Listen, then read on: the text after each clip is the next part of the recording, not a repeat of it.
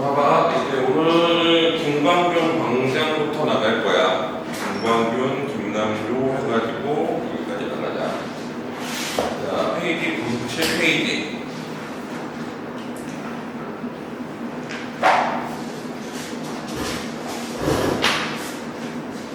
우리 김광균은 이제 모더니즘식으로 많이 나오는데, 우리 모더니즘 하면은 보통은 이제 두 가지로 나누거든. 전기 모더니즘하고 후기 모더니즘으로 나누고, 1930년대가 전기 모더니즘인데 이때 대표작이 이제 약간 의상, 1960년대 대표작가가 김수영. 김수영 하면 우리 풀이나 뭐 폭포 뭐 이런 것들 그걸로 되게 유명하죠. 풀이 눕는다 뭐 이래가지고, 이제 모더니즘이라는 게 기존의 클래식이라는 건 기존의 문화 정체지, 이거를 파괴하고 새로운 형태를 만든 게 이제 모더니즘이에요. 기존의 틀을 파괴해서. 그래서 우리가 흔히 화자가 대상에 대해서 바라보는 정서를 표현하는 게 현대시잖아. 근데 그거를 파괴한 거죠, 기본의 형태를. 사실 김수영 씨 보면은 나중에 배우겠지만, 뭐 풀하면 풀에 대한 얘기를 하고 있는데, 이게 사람과 관련된 풀의 얘기여야 되는 원래 현대시는. 근데 이게 뭔 얘기를 하고 있는지 정확하지가 않는 경우들이 많고, 그래서 상징적으로 뭐 이제 뭐 독재 억압에 저항하는 민중 뭐 이렇게 보통은 해석을 하는데, 그리고 이상 같은 경우에는 정말 이상한 시 많이 썼잖아. 대표적인 게 이제 오감도지. 오감도는 원래 어디서 온 거야? 조감도에서 온 거지. 조감도라는 건 뭐야? 새가 위에서 바라보는 방식. 우리 건물 같은 거 지을 때 건물 어떻게 지을 거다 그림으로 만들어 놓은 걸 조감도라고 그러잖아. 새의 입장에서 바라보는, 새 조자에다 바라보는 감 해가지고 조감도라고 하는데, 오감도는 오는 뭐야? 조자에다가, 우리 새 조자에다가 점 하나 빼버리면 이게 뭐야? 오자지. 까마귀 오자. 그래가지고 여기서 많이 짱만들한 거지. 까마귀가 바라보는 시선. 그래가지고 뭐 1인의 아이가 두렵다고 하고 2인의 아이도 두렵다고 하고 하면서 이상한 짓 써놨잖아. 근데 그런 게 이제 모더니즘이야. 보통 기존의 형식을 파괴한 거. 근데 김광균은 약간 그런 느낌이라기보다는 이 모던이, 얘도 모더니즘 시인이라고 하는데, 이 모던이 정말 그냥 모던 근대적인 어떤 느낌으로 시를 썼어.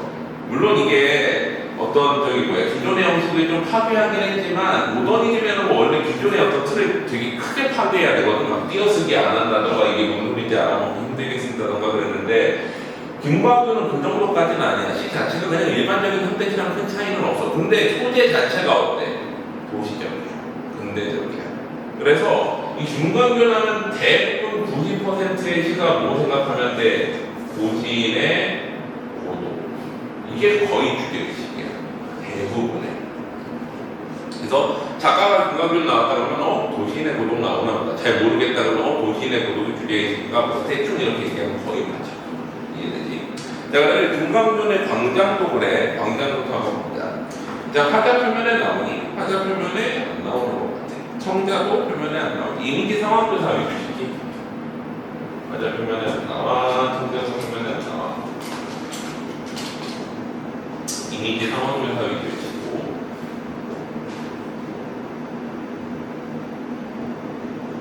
바라보는 대상은 처음에 뭐 바라보고 있어? 빈 방의 홀로 대낮에 체경은 이제 몸을 비칠 만한 커다란 거울이지. 근데 거울은 사실은 뭐를 바라보고 있는 거야? 화자 자신을 바라보고 있는 거잖아. 체경을 대하여 왔다. 슬픈 도시래. 이건 사실 화자의 정서가 들어가 있다고 볼 수도 있겠지. 만약에 화자의 정서가 들어가 있다고 하면 감정이입이라고 볼 수도 있어. 슬픈 도시엔 일몰이 오고, 시계점 지붕 위에 청동 비둘기가 바람 부는 날에 꾹꾹 울었소. 자, 시계점 지붕 위에 청동 비둘기는 옛날 이제 서구식 건물들 보면은 요 위에 이렇게 풍향계처럼 이렇게 돌아가는 거 하고, 여기에 뭐가 있어? 새가 있잖아. 그게 이제 돌아가면서 소리를 낸다는 거지. 근데 되게 이 문물 자체가 어때? 서구적이고 근대적인 어떤 느낌이 있잖아. 그래서 이런 것들을 표현을 했다는 거야. 그래서 꾹꾹 울었다라고 했으니까 뭐야? 화자의 어떤 고독감이 나타난다는 거야. 도시를 통해서 느끼는 고독감. 자신을 바라보고 이 자신의 고독을 어디에 투영하는 거야? 도시에다가 투영하는 거지. 늘어선 고충, 서구기는 갈대다. 사실 이게 일제강점기인데 일제강점기에 고충이 많아봤자 얼마나 많겠어.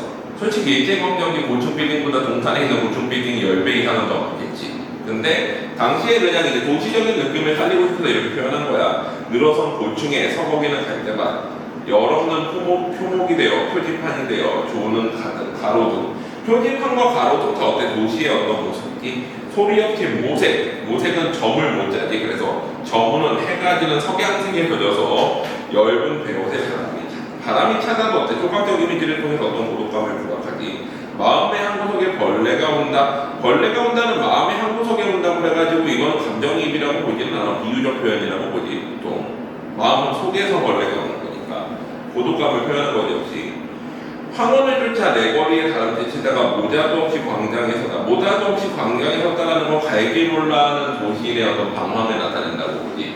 그래가지고 도시에서 느끼는 정서 자체는 뭐야? 방황과 고독이야. 그리고 이게 결국에는 주제의식인 거지.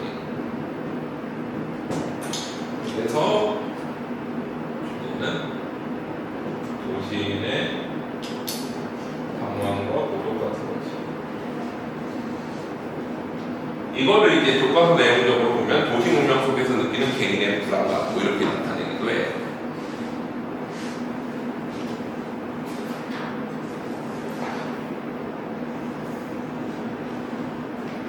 뒤로 가볼까?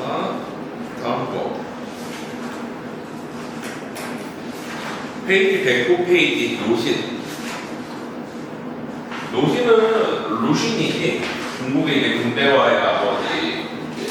중국 근대화 인물 중에 한 명인데 그 사람의 자기와 동일시하면서 이제 시를 쓴 거지.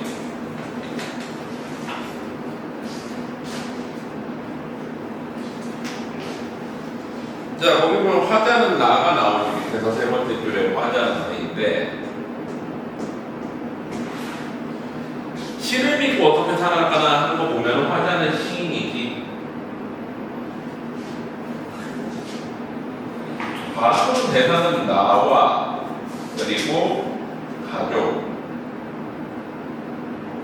나 플러스 가족, 그리고 이 나의 가족에 다시 누구의 동일시에 루신하고 동일시하고 있는 거지. 자, 그럼 노신은 어떤 인물이야? 이제 힘겨운 상황 속에서도 굳세게 살아가는 삶을 상징하죠. 그러면 정서는 뭐야? 자신의 삶을 성찰하고 삶에 대한 의지를 다지는 그런 시야. 청자는 따로 없으니까 독백해. 청자 거기 보면 노신이요 라고 나오잖아. 근데 노신은 부재의 대상이니까 어때? 실제 듣고 있는 사람이 아닌 거지 결국에는. 그러면 어때? 독백해 고백해가 되는 거야.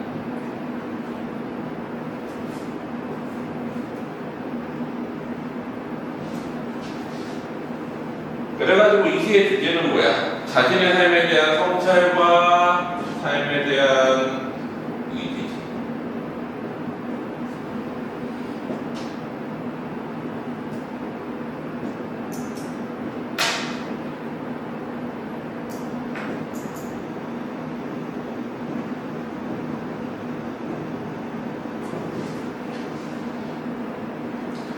자, 내용을 보면 시를 믿고 어떻게 살아가나. 시로 먹고 살기 힘들다는 거지. 시인으로서 시로 이제 밥 먹고 살기 힘든데 30 먹은 사내가 잠을 못 잔다. 이제 그 생계에 대한 어떤 걱정이지. 먼 기적 소리가 천만에 스쳐간다는 거는 기찻길 바로 옆에 있는 집에서 살고 있는 걸 가난한 거지. 잠들은 아내와 어린 것들의 베개밭에 밤눈이 내렸으리나 보다. 무수한 손에 뺨에 얻어맞으면 항시 곤두박질해온 생활의 노래. 가난한 삶을 이렇게 표현한 거지. 진이는 돌팔매로 이제는 피곤하다. 이 가난으로 인해 가지고 힘겨움을 받는 것이 이제 지긋지긋하다는 거야. 먹고 산다는 것, 즉 가난 이거지. 가난 너는 언제까지 너희를 참느냐. 등골을 켜고 앉는다. 담배를 피워먹는다. 쓸쓸한 것이 오장을 쓸어내린다. 자, 이렇게 여기까지가 자기 성찰이지. 그러다가 누구를 바라봐? 노신이여 하면서 노신의 도론법으로 부르지. 근데 사실은 노신은 직접 있는 대상은 아니니까 독백체가 되겠지. 이런 밤이면 그대가 생각난다. 온 세계가 눈물에 젖어있는 슬픔의 어떤 상황인 거지. 상해 호마로의 어느 골목에 쓸쓸히 앉아 지키던 등불이 나에게 속삭거린다. 여기 하나의 상심한 사람이 있다. 하나의 상심한 사람은 노신이면서 화자 자신인 거지. 그러니까 나도 상심했고 노sin도 상심했지만 하지만 어때 살아가겠다는 의지가 나오지. 여기 굳세게 살아온 인생이 있다. 나는 앞으로도 굳세게 살아가겠다 라고 하는 다짐을 가지는 가난한 생활 속에서 자신의 삶의 성취하고 삶에 대한 의지를 가지는 것이야. 자, 그 다음에 또 뒤로 가보자.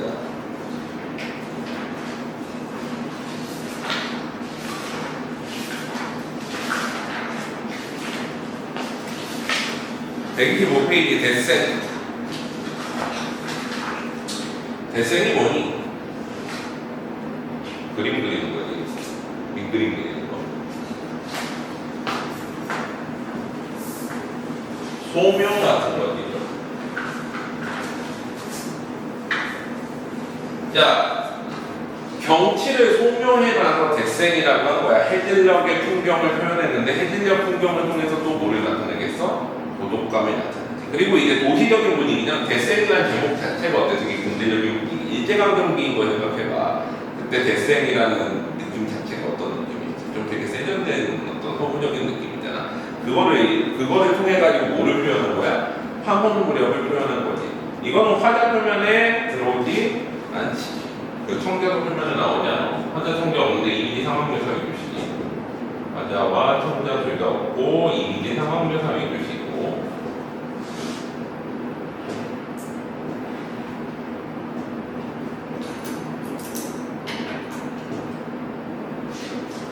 바라보는 대상은 황혼 풍경인데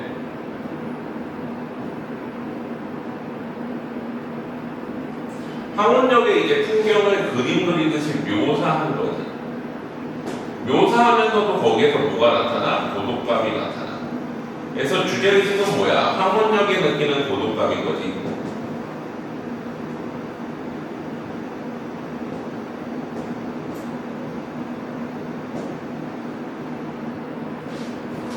보면은 향료를 뿌린 듯이 붓다라는 노을. 뭐야? 노을은 시각인데 향료래. 후각이지. 향료, 시각의 후각과 쓰였어. 향료를 뿌린 듯이 붓다란 노을 위에 전신주가 하나 기울어지고, 전신주가 해가 지면서 점점 그림자가 이렇게 옆으로 기우는 거를 표현한 거지. 먼 곡가선 위에 밤이 켜진다. 여기서 밤은 뭐를 의미해? 별들이겠지. 그래서 은유법이야. 밤이라고 표현했지만 별이야. 곡가선, 전선위로 이제 별이 커지는 거지. 구름은 보랏빛 색지 위에 마구칠한 한다바의 장미. 자, 그러면 한다바의 장미는 구름인 거고, 은유법이지. 보랏빛 색지는 뭐야? 하늘인 거지. 황혼으로 보이던 하늘에 한다바의 장미같이 붉은 구름이 떠있고. 목장의 깃발도 능금나무. 능금은 사과의 어떤 작은 버전이지. 야생 버전 같은 거. 부울면 꺼질 듯한 외로운 정서 들어가지. 외로운 느낌. 그래서 황혼역을 바라보면서 느끼는 고독감을 나타내는 것이야. 뒤로 가보자. 126페이지. 설야. 이것도 고독감이 나타나. 눈 내리는 밤이라는 뜻이지. 눈 내리는 밤. 자, 여기서 뭐만 바꾸면 돼? 여기서 대선만 설야로 바꾸면 돼. 눈 내리는 밤. 이것도 뭐야? 눈 내리는 밤으로 바꾸면 돼. 그러면 똑같아. 주제의식. 자, 그래서 보면 어느 먼 곳에 그리운 소식이기에 바라보고 있는 대상이 이제 설야 중에서도 눈인데 이 눈을 되게 여러 가지로 표현하거든. 거기 보면은 보자. 그리운 소식이라고 표현하거든. 눈은 이제 매개체가 되는 거지. 뭐의 매사이체가 되는 거야? 과거 회상의 매개체가 돼. 그래가지고 그리운 소식이라고 표현을 했지. 또 한방울의 소리 없이 생날리는 처마 끝에 호롱불이 여위어가며 호롱불이 점점 사그러지며 서글픈 옛 자취는 뭐야? 이것도 눈이지. 거기 보면 그리운 소식, 서글픈 옛 자취. 그 다음에 먼 곳에 여인의 옷 벗는 소리도 눈 내리는 소리고, 그 다음에 잃어버린 추억의 조각, 이것도 눈이고, 싸늘한 추회, 그 다음에 뭐야? 차가운 의상, 이거 다 눈에 대한 표현이야. 그러면 눈이 내리는 걸 보면서 뭐 하는 거야? 과거를 회상하고 있는 거야. 과거의 상황을. 그러면서 슬픔과 애상, 고독감보다는 약간 이렇게 바꿔야 되겠다. 애상, 슬픔과 그리움. 그러면 이거를 슬픔과 그리움 정도로 바꾸면 되겠지. 근데 사실 슬픔과 그리움을 느끼는 이유는 넓은 의미에서 뭐인 거야? 고독감인 거지. 자, 그래가지고 하얀 입김 절로 가슴에 메어 마음 허공에 불꽃을 켜고 마음속에 허공에 불꽃을 켰대. 추상적관념에 고쳐야지. 마음의 내면을 이제 시각적으로 표현했으니까 내홀로 밤에 들뜰에 내리면 먼 곳에 여인의 옷 벗는 소리, 이제 그 눈 내리는 소리 이렇게 표현했지. 희미한 눈가 이는 어느 이뤄진 추억의 조각. 이제 눈을 보면서 그리운 소식이라고 그러고 추억의 조각이라고 하는 거 눈을 보면서 과거 예상을 하는 거지. 싸늘한 추회, 추억 회상, 일이 가쁘게 설레이는 한 줄기 빛도 향기도 없이 홀로 차가운 의상을 하고 흰눈이 내려내려 쌓여서 내 슬픈 무리에 보이서리다. 그래서 자신의 어떤 과거를 회상하는 그런 슬픈 시이지. 또 뒤로 가보자. 전체적인 이미지가 비슷하지 묘사하고 고독감 나타내는 거. 132페이지 수천리. 자, 수천리는 자기 이제 우리 동생의 무덤이 있는 공동묘지 있는 동네 이름이야. 그래서 누이의 죽음에 대한 슬픔을 표현한 시겠지 이것도 역시.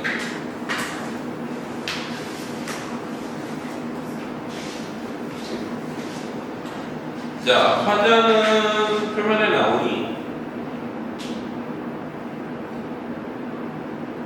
없는 것 같지. 화자 표면에 안 나오고 이미 상황을 표현했으니 문제가 없으니까.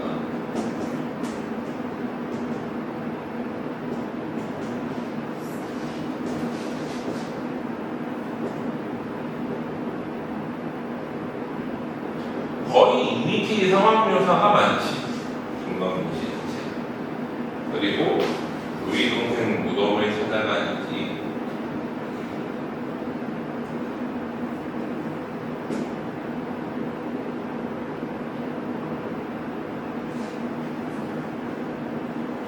바라보는 대상은 이제 무덤 그리고 무덤 주변 경치 이거를 통해서 루이 동생을 떠올리는 거야. 죽은 루이 동생. 정서는 당연히 오겠어. 슬픔과 그리움.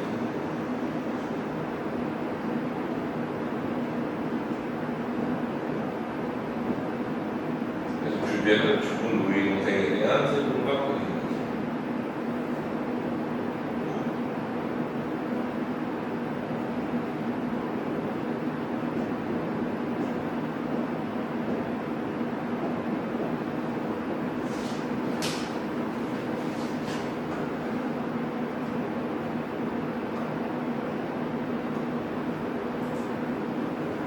내용을 보면 산비탈은 들국화가 환하고 루이 동생의 무덤 옆에 밤나무 하나가 붙어서 바람이 때가 따뜻한 공중을 향하여 여행가지를 내렸다. 들국화란 어때? 밤나무가 대비되지. 밤나무의 여인 모습을 통해서 그걸 루이 동생의 모습으로 떠올리는 거야. 갈 길을 못 찾는 영혼 같아. 밤나무가 그렇다는 거지. 절로 눈이 감긴다. 이제 그 루이 동생을 떠올리는 거야. 눈이 감긴다는 거는 루이 동생을 회상하는 거지. 무덤 옆에 작은 시내가 은지를 긋고 화류법이지 시내가 은지를 긋고 서거기는 떡갈나무 숲을 안에 앞에 차단한 비석 차가운 비석이 하나 우려져 있었다. 슬픔의 이미지지. 흰나비처럼 여인 모습 아울러 어느 무형한 공중에 체온이 꺼져버렸다는 건 죽었다는 거지. 그 후에 밤낮으로 찾아주는 건 묘지의 물소리와 바람들 청각적 이미지를 통해 쓸쓸함을 부각하지. 동생의 가슴 위에 비가 내리고 눈이 쌓이고 무덤 위에 이제 비가 내리고 눈이 쌓이는 걸 이렇게 표현한 거야. 경박한 하모니면 별들은 아마 저희들은 이마 위에서 무엇을 속삭였는지 한 줌 허그레치고 나직이 부르면 한바구처럼 눈뜰 것만 같아서 그 여인 루이 동생에 대한 그리움을 표현했지.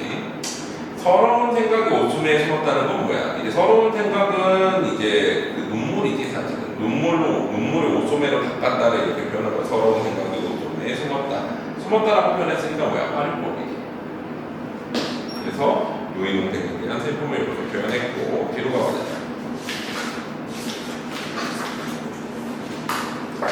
자, 131페이지 와사등은 이제 가스등이라는 얘기야.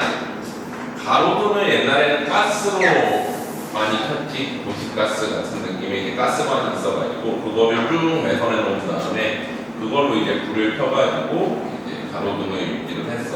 전기를 안 쓰고 옛날에는.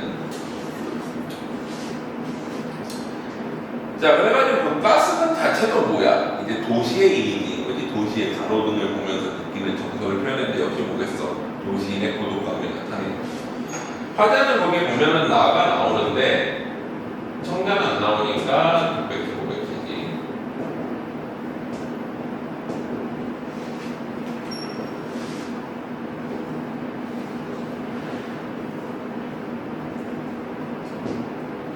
바라보는 대상은 와사등이지, 가스등.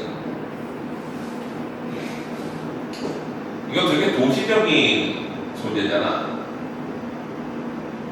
이거를 통해 가지고 뭐를 바라보고 있는 거야? 어떤 도시의 모습을 바라보고 있고, 도시의 모습이면서 동시에 보이기도 해 어떤 자신의 모습, 도시인의 모습. 화자 자신이라고 볼 수도 있지. 이거를 이제 바라보는 매개체가 되는 거지.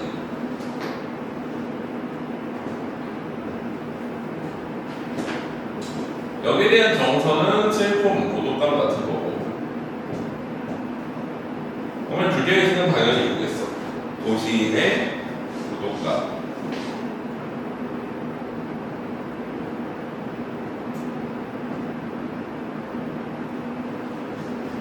자, 어떻게 표현했는지 보자.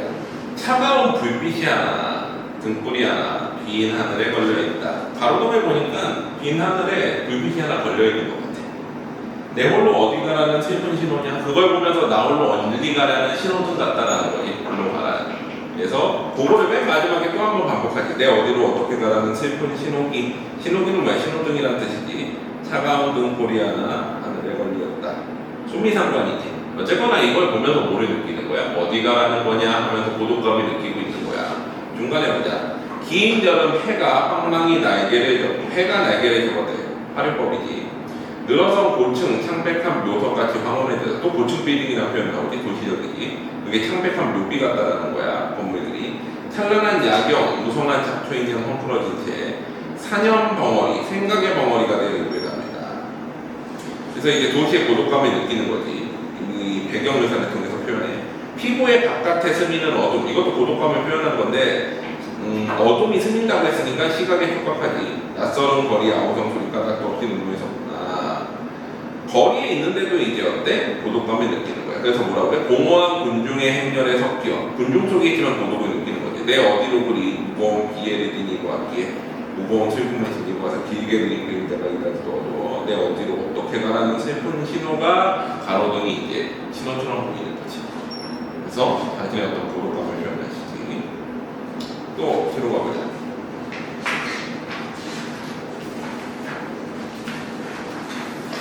150페이지 웨인촌. 자, 웨인촌은 사실 이 시 자체보다도 제일 마지막 줄이 제일 유명하지. 맨날 우리 공감각 할 때 항상 예시로 나오는 게 뭐냐? 분수처럼 터지는 푸른 종소리.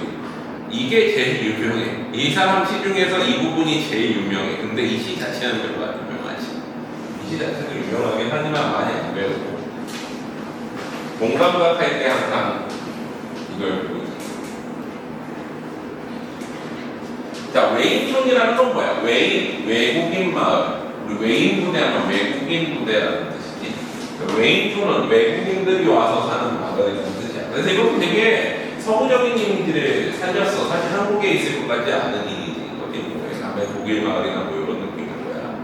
그래가지고, 보면 하얀 모색 속에 피어는 사냥촌의 고독한 그림 속으로 파란 옆등을 단 마차가, 처음 표현부터가 뭐야? 마차가 나와. 우리나라에 마차가 어딨어? 그치? 근데 그런 표현들이 나오죠. 일단은 화자 표면에 나오지 않고 황자도 표면에 나오지 않는 이미지 상황묘사 위주이시고,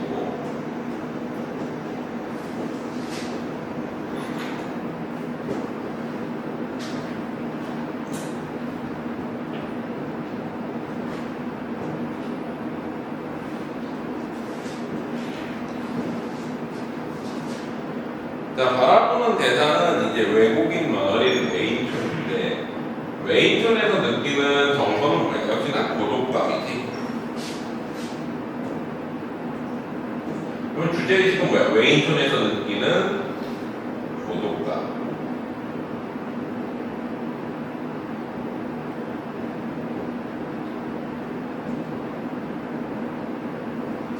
그래서 그래서 외국인 마을의 이미지를 열거했는데, 자, 파란 역등이랑 마차가운데 잠겨가 바다를 향한 산마루길에 우두커니 서 있는 전지줄기에 지나가는 구름이 하나 새빨간 노을에 젖어 있다 라고 하면서 이게 황혼의 묘사인데, 항상 보면은 시간적 배경이 언제야? 밤 아니면 황혼이잖아. 이 김광조는 원래 그래. 항상 시간적 배경, 아침 이런 거 없어, 대낮 이런 거 없어. 항상 뭐야? 밤, 황혼.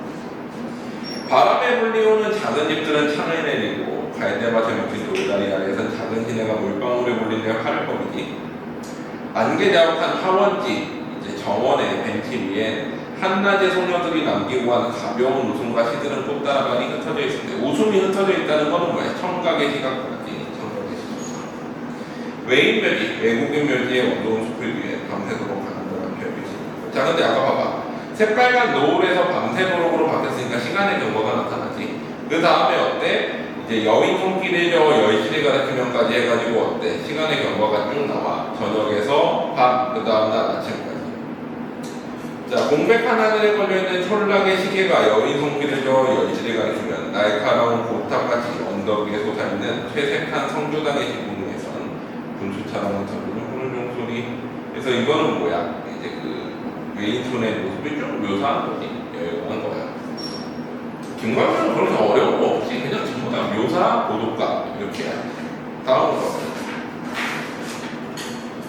자, 154페이지에 154페이지 은수저는 이거는 사실 이제 그 제망매가나 이런 혈육의 죽음을 나타내는 시와 같이 많이 나오는 작품이거든. 이거는 이제 아기를 잃은 아버지의 슬픔인데, 이건 주제의식 딱 간단하니까 그냥 간단히 한번 보자.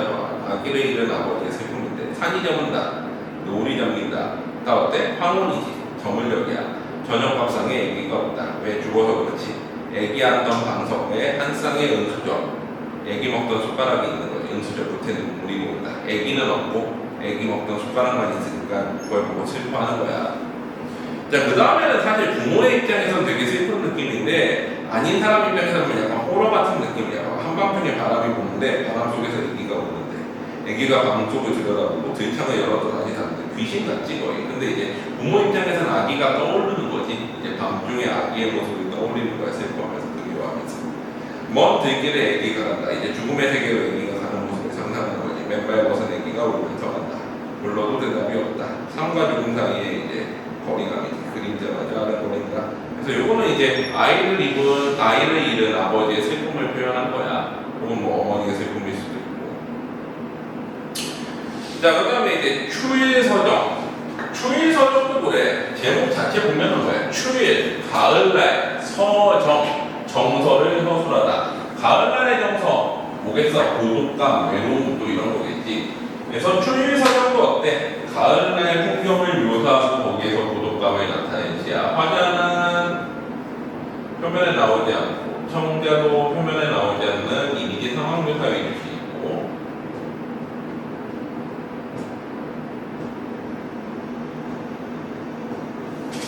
바라보는 대상은 가을날 경치지. 가을 경치. 여기에서 느끼는 거는 뭐야? 정서는 고독. 그래서 주제는 가을날 느끼는 고독감이지.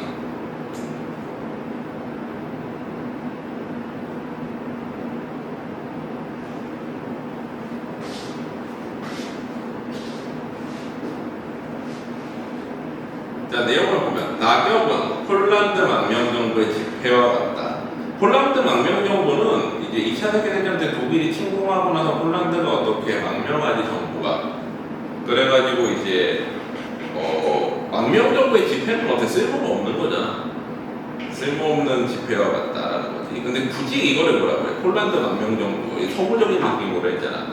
뭐 우리나라 상해 망명 정도의 집회 같다고 이렇게 표현하지 않고 꼭 폴란드 망명 정도의 집회라고 표현한 거지. 포바에 이지러진 도룬시의 강을 하늘을 생각하게 된다. 도룬시는 이제 2차 세계대전 때 독일한테 포위당한 도시지. 길은 한 줄기 구겨진 넥타이처럼 풀어져 일광의 폭포 속으로 사라지고, 길이 이제 넥타이처럼 풀어졌다라고 해서 이제 시각적으로 묘사했지. 비유법을 통해서. 조그만 담배 연기를 내뿜으며 새로 도시의 급행열차가 들이다닌다. 의인법이지. 포플러나무의 근골은 뭐야? 이 뼈대 사이로 공장의 지붕은 흰 이빨을 드러낸 채 한가닥 구부러진 철책이 바람에 나고 이것도 이게 되게 도시적인 느낌이지. 그 위로 셀로판지로 만든 구름이야. 이제 붉게 문들 구름을 이렇게 표현하거니. 자욱한 풀벌레 소리 발길로 참여. 이거 공감각 두 가지 나오지. 풀벌레 소리 청각인데 자욱하대 시각이고. 발길로 찬다는 건 뭐야? 촉각이. 청각의 시각과 청각의 촉각화. 이렇게 두 가지가 쓰였지. 홀로 황량한 생각 버릴 곳 없어. 허공에 띄우는 돌팔 매하나. 황량한 생각을 버릴 곳이 없다는 건 고독한 생각을 떨쳐버릴 수 없어서 돌을 던졌대. 그건 뭐야? 고독에서 벗어나 보려고 노력을 한 거라고 봐. 근데 그게 어때? 돌이 다시 날아가다가 고독한 반원을 그리면서 어때? 떨어진다라고 표현했으니까 고독에서 벗어나는 걸 실패했다라고 보는 거지. 그래서 기울어진 풍경의 장면적으로 고독한 반원을 긋고 잠기어간다. 내가 고독에서 벗어나고자 노력해봤지만 고독을 벗어날 수 없어 라고 표현을 한 거야. 이해되니? 오케이, 다음으로 가보자. 이제 김남주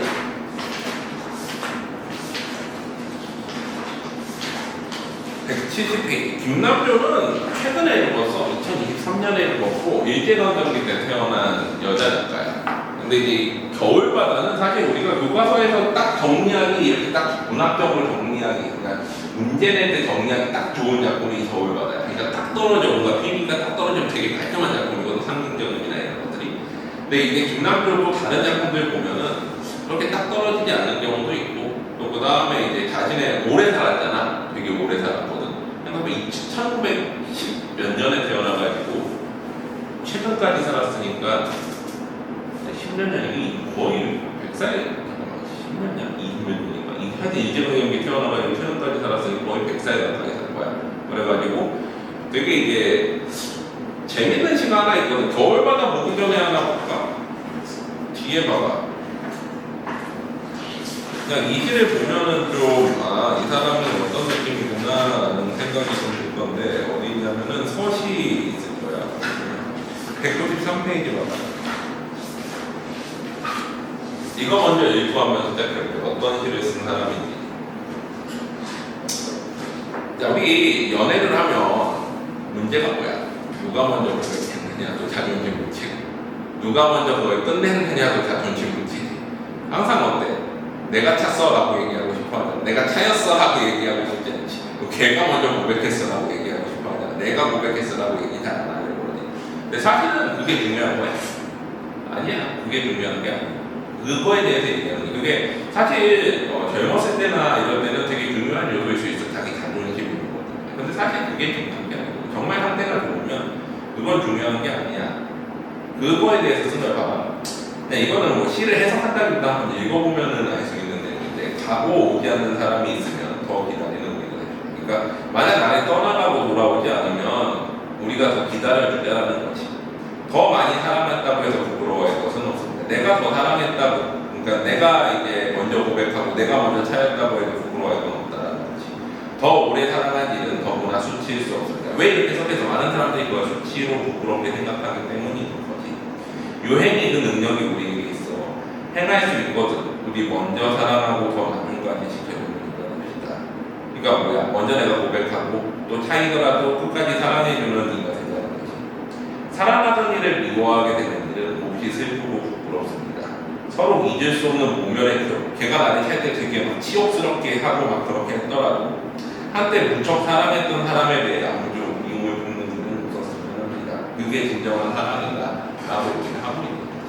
그래서 이 사람 되게 오랫동안 나이 들어가지고 얻는 깨달음 같은 거, 성찰 이런 것들을 많이 썼는데, 그 중에서 이게 이제 되게 어떤 사랑이나 이런 거에 대해서 쓴 내용이고, 또 어떤 거 되게 난해하게 쓴 것들도 많아. 근데 겨울바다 자체는 딱 깔끔하게 진짜 교과서적으로 떨어지는 시야. 170페이지 겨울바다.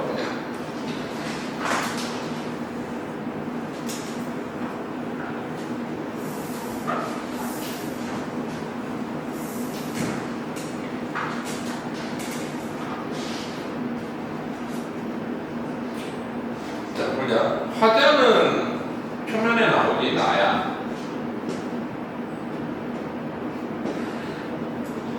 성자는 거기 그대라는 표현이 나오지만 그대는 부재의 대상이지.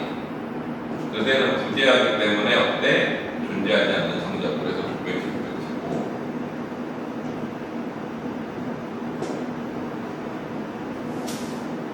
바라보는 대상은 겨울바다지.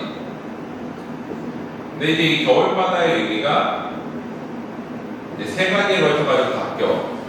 제일 앞에 1, 2년에 나오는 겨울바다는 봐봐. 겨울바다에 가봐야지. 미지의 새, 보고 싶던 새들이 모두 죽고 없어네. 죽음의 공간이고. 그 다음에 상실의 공간이지. 그대 생각을 해보면 매운 해풍에 진실마저 눈물져 얼어버리고 그대에 대해서도 이제 이별을 하고 허무의 불이 물이랑 위에 불붙어 있었네. 허무의 공간이지. 자, 그 다음에 봐봐. 나를 가르치는 건 언제나 시간. 끄덕이며 겨울바다에 섰대. 그 다음 겨울바다에 섰다라는 거지. 자, 끄덕이면은 뭐야? 깨달음이지. 시간이 경과하고 해서 깨달음의 공간이 된 거지. 그 다음에 남은 날은 적지만은 뭐야? 삶의 유한성을 깨닫고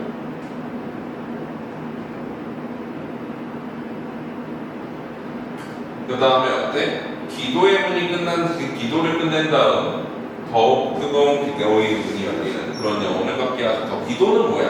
어떤 그 신한테 기원하는 거. 이스람 종교적인 사람이 기독교에서 천주교로 이제 바꾸고 남은 날은 적지만 겨울바다가 남은 날은 적지만 삶의 유한성을 다시 한번 인식하고 겨울바다에 마지막으로 다시 가봤더니 인고의 문이 수심 속에 기도를 이루고 있어. 인고는 뭐야? 고통을 인내하는 거지. 생각해봐. 자, 이렇게 하면 겨울바다가 뭘까? 민주야, 겨울바다가 뭐니? 준영아, 겨울바다가 뭘까? 자신을 깨닫는 거. 어제 왜 이해돼? 자, 봐봐. 이 겨울바다는 추상적 관념을 교체해봐야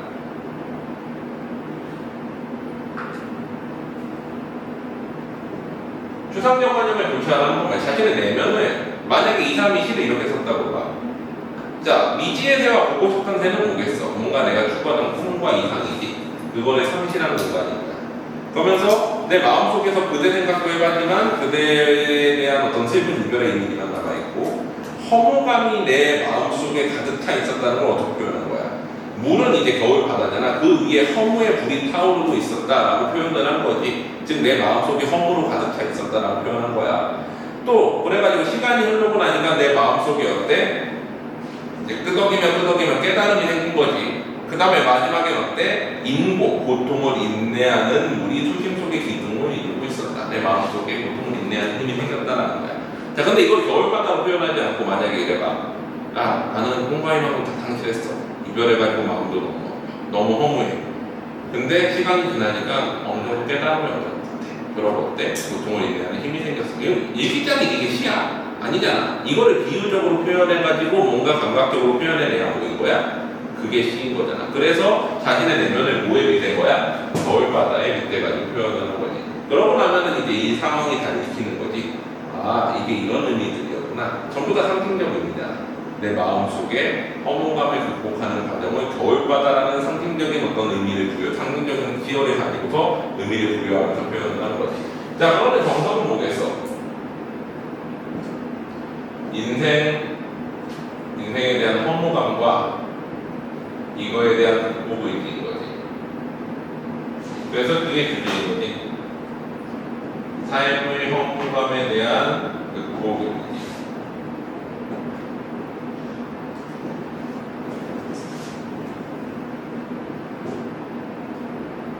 아까 김광규는 다 뭐였어? 그룹이었잖아. 이 사람은 계속 뭐냐면 성찰과 어떤 자기 삶에 대한 어떤 너그러운 삶에 대한 어떤 뭐 극복의지, 너그러운 삶을 살고자 하는 의지, 뭐 이런 것들이 되게 많이 나와. 그러니까 아무래도 이제 삶을 오래 살다 보니까 자기를 계속 돌아보고 좀 더 나은 삶, 좀 더 괜찮은 삶에 대해서 살고자 하는 의지 같은 것들이 되게 많이 나오는 시인이야. 됐지? 자, 다음으로 가보자.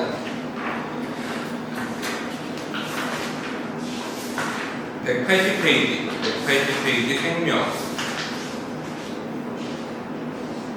자, 생명은 이제 그 생명에 대한 깨달음인데 사실 요즘 좀 안에 주제의식이 갑자기 두 개가 돼.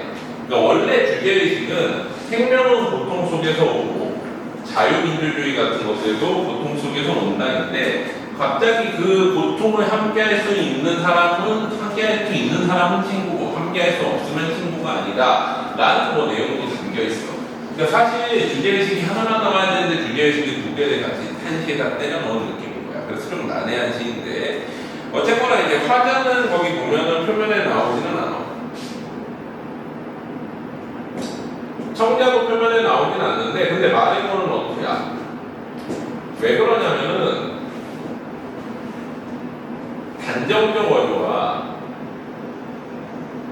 명령법을 사용해서 그래. 보라 방향으로. 뭔가 말에 거는 느낌이 있지. 화자 청자가 표면에 나오지 않더라도. 그리고 바라보는 대상은 처음에 뭐야? 생명을 바라보지.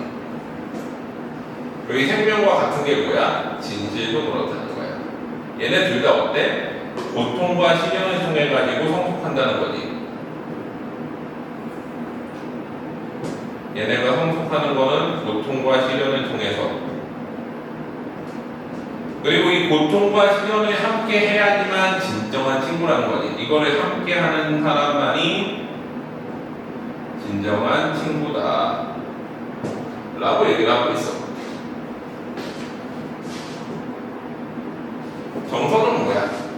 어떤 깨달음 같은 거지. 그래서 주제는 고통과 시련을 통해 성숙하는 생명의 본질 혹은 진실의 본질이지.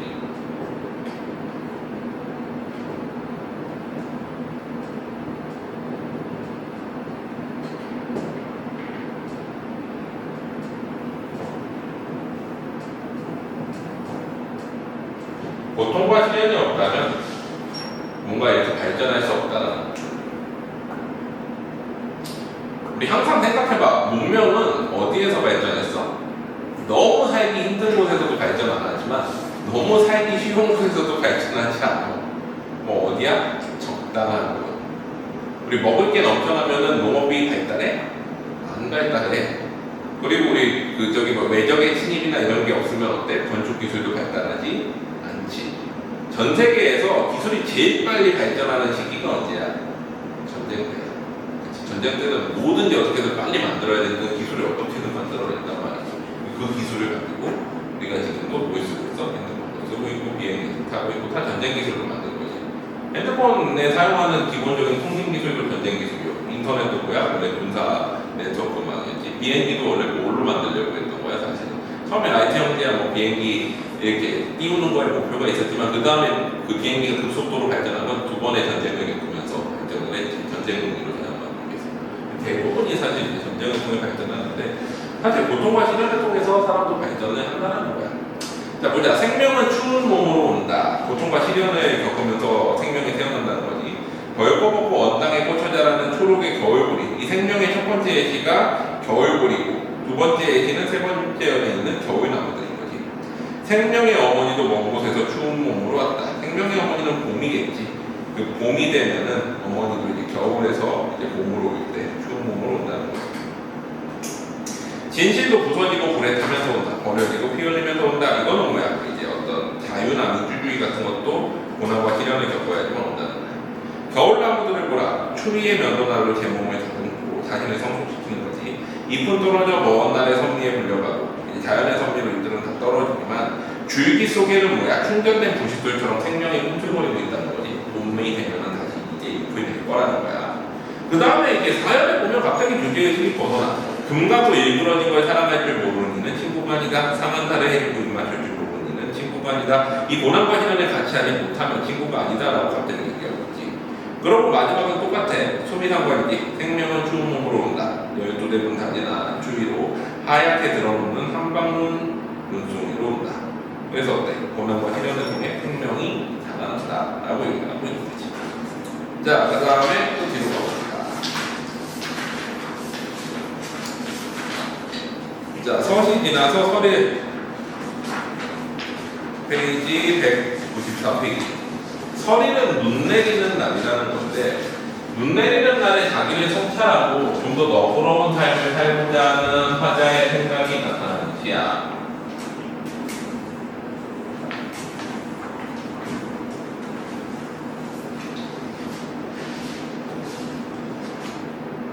자, 화자는 표면에 나오니 나야. 그리고 청자는 표면에 안 나오지. 화자는 나이고 청자는 표면에 나오지 않기 때문에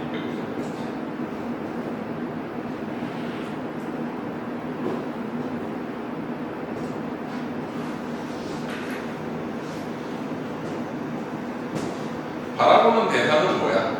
바라보는 대상은 이제 거기 보자. 겨울나무와 바람, 머리채 긴 바람들이 투명한 빨래처럼 진종의 관계에 놓여 나무도 바람도 혼자가 아니게 된다. 나무와 바람을 바라보고 있는데 나무와 바람에 대해서 깨닫는 거는 뭐야? 혼자가 아니다라는 깨달음이지. 처음에 이제 깨달음이야. 누구도 혼자는 아니다. 그리고 그거를 통해 가지고 다짐으로 바뀌는 거지. 그래서 이거와 유사하게 누구도 나도 혼자가 아니다. 왜? 나는 누구와 같기 때문에 하늘만은 같이 있었지 않았느냐. 근데 사실 혼자 있었다는 거지. 아무리 혼자 외로운 날도 하늘은 나와 같이 있어줬어. 이거 뭐야? 혼자 있었다는 거잖아. 우리 그 플라타너스라는 시 기억나? 거기 보면은 내가 외로울 때 플라타너스 너는 그 길에 나와 함께 걸었다. 뭐야? 플라타너스 가로수니까 외로울 때 나는 가로수길 혼자 걸었었던 뜻이었잖아. 그러니까 사실은 혼자 있는 건데 이거를 이제 나는 혼자가 아니다. 나무도 바람도 다 혼자가 아니다라고 하면서 삶은 어때? 삶이라는 거는 두 가지라는 거야. 양면성이 있어. 거기 보자. 자, 긴 머리채와 바람들이 투명한 빨래처럼 진종의 가지 끝에 걸려 나무도 바람도 혼자가 아니게 된다. 혼자는 아니다. 누구도 혼자는 아니다. 나도 아니다. 실상 하늘 아래 외톨이로 서보는 날도 하늘만은 함께 있었지 않았는가. 그래서 삶은 어때? 깨달음이 은총의 돌출계이고 섭리의 자갈같이. 은총과 섭리는 긍정적인 거지. 삶 자체는 긍정적인 건데 여기에서 어때? 돌충계와 자갈과 고난이 항상 같이 한다는 거지.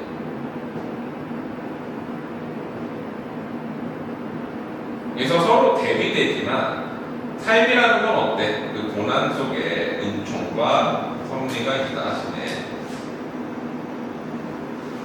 그래서 이적진 195페이지 이적진은 이제까지 말로서 풀던 마음, 이제까지는 화가 나면 욕도 하고 뭐 이러면서 풀던 마음을 사귀고 얼마쯤 더 너그러워져서 이 생명을 살자. 황송한 추변이라고 생각하고 한 세상을 누리자. 그러니까 눈 내리는 날 하늘을 보면서 눈 내리는 걸 보니까 아, 내가 지금까지 살아온 삶이 항상 어때? 힘들었지만 삶의 은총이 있었다라고 깨닫는 거야. 그래서 너그럽게 살아가자라고 깨닫는 거지.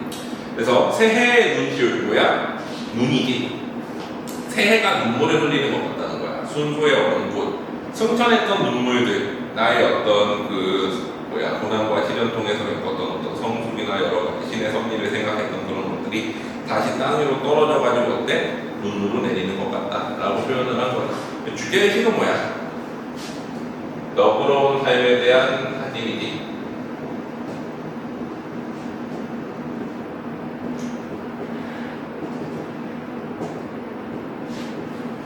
그래서 김남주의 새해 다짐을 시로 써놓은 것 같다라고 보면 돼.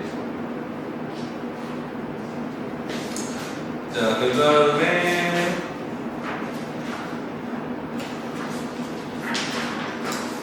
정념의기 그러면 끝인가? 중간에 뭐 하나 빼놓은 것 같은데 아닌가? 서신은 되고 뭐 하나 빼놓은 것 같은데 알겠구나. 정념의기 마지막 거. 자, 이것도 뭐야? 추상적 관념에 근처하지. 제목 자체가 정념의기잖아. 정념이라는 건 뭐야? 자기네 생각이지. 감정과 생각인데 감정과 생각을 뭐로 표현한 거야? 깃발로 표현한 거야. 너는 그 자체가 뭐야? 이미 추상적 관념에 붙여야지. 나의 내면인 정념을 깃발로 자신의 내면을 깃발로 표현했으니까 추상적 관념에 붙여야지. 추상적 관념은 보거나 만질 수 없는 거지. 화자는 나지. 특성자 따로 없어. 500T, 500T.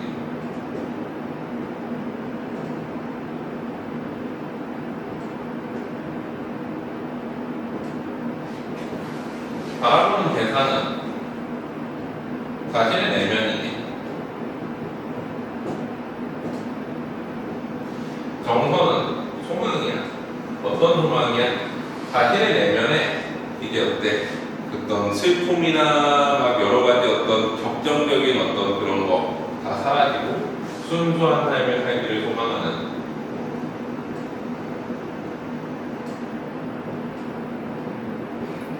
이게 주제가 되는 거예요. 순수한 삶에 대한 소망. 자 보자. 내 마음은 한 폭의 깃발과 같다라고 하지. 한 폭의 깃. 보는이 없는 시공에 없는 것 모양이 걸렸대. 무슨 뜻이야? 내 마음속은 아무도 볼 수 없잖아. 근데 그거를 어때? 깃발처럼 내 마음이 흔들리고 있다라고 표현을 한 거야. 스스로의 혼란과 열기를 이기지 못해 눈 오는 내 거리에 서면 나는 어때? 혼란과 열기, 즉 갈등, 번민 이런 여러 가지 내면의 어떤 그 마음들 때문에 흔들리고 있는 거지. 그걸 깃발로 표현한 거지. 그래서 눈 오는 내 거리에 서면 눈길 위에 연기처럼 덮여오는 편안한 그늘이여.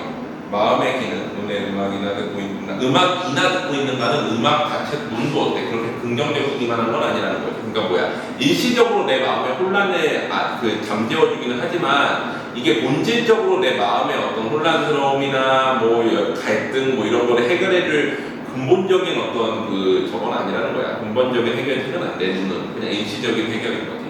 그러니까 내가 마음속이 너무 어지러워. 그래가지고 눈 오는 내 거리에 나가가지고 막 돌아다니다 보면 산책하다 보면 마음이 어느 정도 안정되긴 하지만 그거 자체가 어때? 그 본질적인 해결이야? 아니지. 그거는 그냥 일시적으로 너무 힘들어, 마음이 힘들어, 산책이나 갈까? 산책 갔다 오면 다시 또 힘들겠지. 그래서 일시적인 해결만 된다는 거야. 그래서 나에게 원이 있다면 뭐야? 나에게 소원이 있다면 뉘우침 없는 일몰이 고요인 꽃잎 그냥 쌓여가는 뉘우침 없는 일몰이라는 건 뭐야? 이제 후회 없는 죽음을 하고 싶다라는 거지. 후회 없이 살아가고 후회 없이 죽고 싶다. 그래서 다음 페이지 보면 황제의 항서, 황제의 항공문서와 같이 무거운 슬픔 이제 그런 마음이 내 마음속에 있는데 황제가 항복한테는 되게 슬픈 마음인 거잖아. 나라가 멸망하는 거잖아. 그런 슬픔을 나에게 가라앉을 만한 하얀 모래벌 같은 순수한 마음의 친구는 없을까? 그러니까 나의 슬픔이 다 가라앉을 만한 친구가 없을까라고 살고 있는 거지. 내 마음은 한 폭의 기. 다시 한번 얘기하지. 보는이 없는 시공에 때로는 울고 기도드린다. 이거는 뭐야? 그런 친구를 가지거나 내가 그런 마음을 갖고 싶다라는 거지. 내 슬픔이 다 가라앉고 순수한 마음으로 가고 싶기 위해서 신한테 기도를 드린다는 거야. 그러니까 내가 산책하거나 이러면서 눈이나 맞고 있는 거는 일시적인 해결책인데 근본적인 해결이 안 된다는 거야. 내 마음속에 혼란이나 열망 같은 것들이. 그래서 그걸 근본적으로 해결해줄 신적 존재에 대한 기원이 나타나는 시기. 됐니? 오케이. 그래서 여기까지 하고 나머지 다 이거 숙제야.